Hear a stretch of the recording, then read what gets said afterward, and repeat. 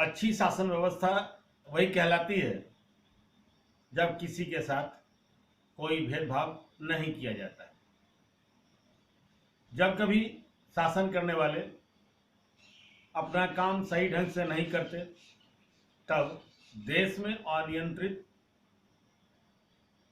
एवं विधि विरोधी शासन व्यवस्था का बोलबाला हो जाता है।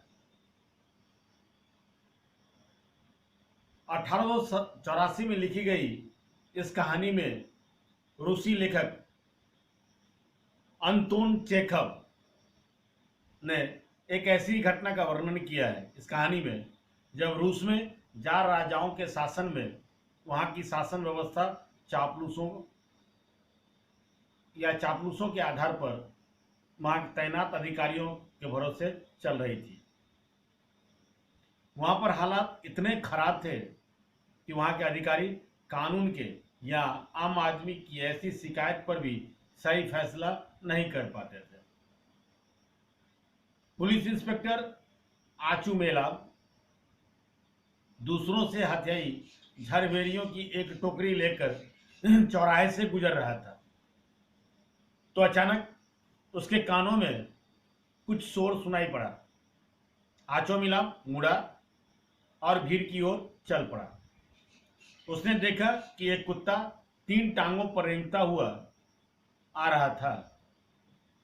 वह इसलिए रेंग रहा था क्योंकि एक आदमी ने गिरते पड़ते किसी तरह उस कुत्ते के एक टांग को पकड़ लिया था। वह आदमी अपना दायां हाथ ऊपर हवा में उठाकर खड़ा था और वहां मौजूद लोगों को अपनी खून से लथपथ उंगली को दिखा रहा था। आचोमिला ने उस आदमी को पहचान लिया। वह ख्यूक्रीन नाम का एक सुनार था। उस भीड़ के बीचों बीच अपनी अगली टांगों को फैलाए हुए वह कुत्ता ऊपर से नीचे तक कांप रहा था और अपराधी की तरह नजर आ रहा था। घटना के बारे में पूछने पर उस आदमी ने बताया कि वह तो चुपचाप अपने रास्ते पर चला जा रहा था। इतने में अचानक इस कुत्ते ने बिना किसी कारण के ही उसकी उंगली को काट लिया। यूक्रेन की बात सुनकर आचोमिला कुत्ते के बारे में पूछता है कि वह कुत्ता किसका है। वह इस मामले को छोड़ेगा नहीं। वह उस आदमी को इतना जुर्माना लगाएगा कि उसको पता चल जाएगा कि कुत्तों और जानवरों को इस तरह कहीं भी फालतू खुला छोड़ देने का परिणाम क्या होता है या क्या हो सकता है। वह अपने सिपाही से पता लगाने को कहता है कि वह कुत्ता किसका है और इसकी पूरी रिपोर्ट तैयार कर बिना देरी किए कुत्ते को मार देने का आदेश भी दे देता है। इतने में भीड़ में से कोई कहता है कि लगता है यह कुत्ता जनरल झिंगालाव का है। यह सुनकर आचोमिला हड़बड़ा जाता है क्योंकि उसने कुत्ते को मरवाने का आदेश दे दिया था। वह किकुरिन की तरफ मुड़ता है और उससे कहने लगा कि उसको यह बात समझ में नहीं आ रही है आखिर इस कुत्ते ने उसे कैसे काट लिया। यह उसकी उंगली तक आखिर ये पहुंचा कैसे। आचोमिला क्यूक्रीन को ही कोसते हुए कहता है कि जरूर उसकी उंगली में कील या फिर कील की जैसी कोई अन्य चीज लग गई होगी और उसने अचानक ही सोच लिया होगा कि चोट का पूरा इल्जाम क्यों न इस कुत्ते पर डाल दिया जाए ताकि इसके मालिक पर दबाव डालकर या दबाव बनाकर उससे कुछ पैसे वसूल लिए जाए। सिपाही ध्यान से कुत्ते को देख रहा था कि वो कुत्ता जनरल साहब का नहीं है, क्योंकि जनरल साहब के पास तो ऐसा कोई कुत्ता नहीं है। जब सिपाही कहता है कि उसे एकदम पक्का विश्वास है कि वो कुत्ता जनरल साहब का नहीं है, तब आचो मिला फिर से क्यूक्रीन की ओर हो जाता है और कहता है कि इस कुत्ते ने उसे काटा है, तो यह बात को याद रखना है कि इस कुत्ते को किसी भी हालत में छोड़ना नहीं है, इसे हर हालत में मजा चखाना ही होगा। सिपाही फिर से सोचते हुए बोला कि शायद ये जनरल साहब का ही कुत्ता है, कल ही उसने बिल्कुल इसी तरह का एक कुत्ता उनके आंगन में देखा था।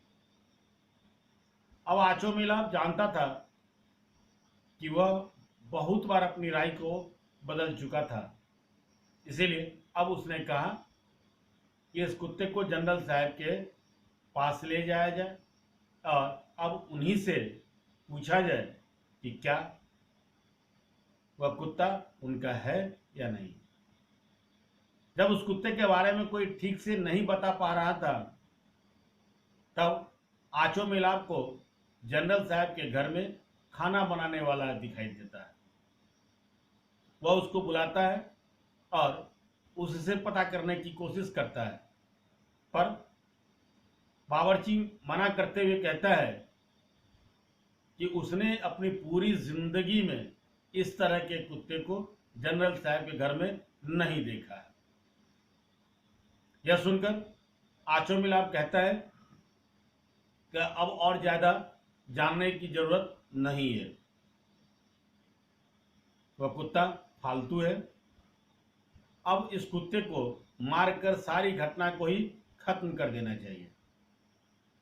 इस पर बावर्ची प्रोखोर, यानी उस जनरल साहब के घर में खाना बनाने वाले का नाम प्रोखोर था, वो कहता है कि यह कुत्ता जनरल साहब का नहीं है, लेकिन यह उनके भाई का जरूर है।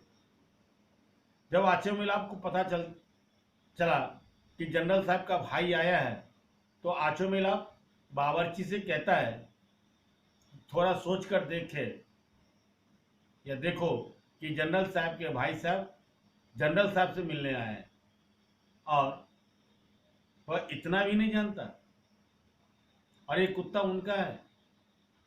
यह जानकर बहुत खुशी हुई कि ये कुत्ता उनका है, इसे ले जाओ, बहुत सुंदर कुत्ता है। प्रोखोर कुत्ते को संभाल कर काठ गोदाम से बाहर लेकर चला जाता है। भीड़ क्यूक्रीन की हालत पर हंसने लगती है। आचो मिलाप क्यूक्रीन को डांटते या डराते हुए कहता है वह उससे बाद में निपटेगा और अपने लंबे चोंगे को शरीर पर डालता हुआ बाजार के उस चौराहे को पार करता हुआ वो अपने रास्ते पर निकल जाता है। बार बार अपनी बात से पलटने और बड़े अधिकारियों के कुत्ते तक की सिफारिश करने के कारण इस पाठ का नाम गिरगिट रखा गया है। आशा है यह पाठ आपकी समझ में आई होगी। इस पाठ की बात को, कहानी आपकी समझ में आई होगी। वीडियो पसंद आया होगा। वीडियो पसंद आया हो तो लाइक करें,